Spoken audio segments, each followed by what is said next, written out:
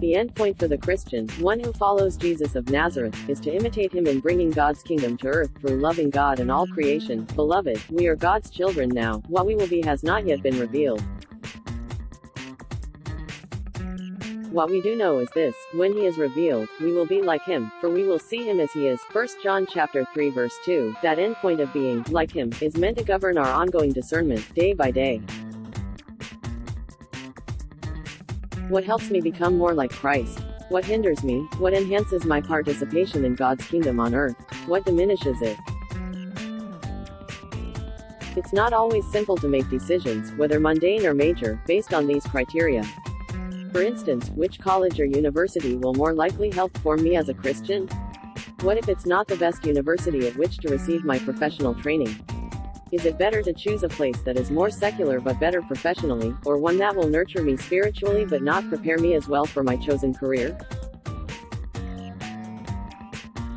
Is it possible that I can attend the secular university while relying on other community resources for my spiritual needs? How much of a social person am I? Will I be influenced easily by the other students around me? Or am I a self-starter who can coexist with many different kinds of people and beliefs while staying my own course?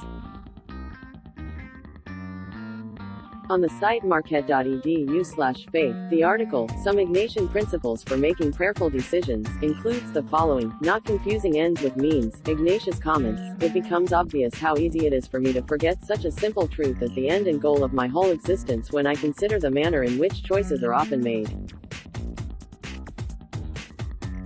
Many people, for example, choose marriage, which is a means. They then only secondarily consider the service and praise of God our Lord in marriage, though to follow God's lead in my life is always our human project. Many people first choose to make a lot of money or to be successful, and only afterwards to be able to serve God by it. And so too in their striving for power, popularity, and so on.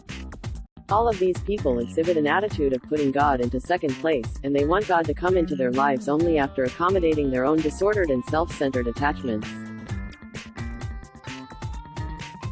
In other words, they mix up the order of an end and a means to that end. What they ought to seek first and above all else, they often put last. Spiritual Exercises, 169. The point is to allow the overall purpose of growing in our relationship with God to guide the more specific purposes within a life. Will this prospective husband or wife enhance your life with God or pull you away from it? Will earning more money now distract you from God's kingdom, or put you in a better position to serve God by freeing you financially to support an important work or give more of your time to ministry? What desire energizes your decision? The desire to spend more money on stuff, or the desire to be free and able to contribute more to what is important in God's kingdom? You desire marriage because you're convinced that this person is the right one to join you on your journey with God? Or are you afraid to be alone, or desperate to get away from your current life and start another? Some of these questions are a bit harsh.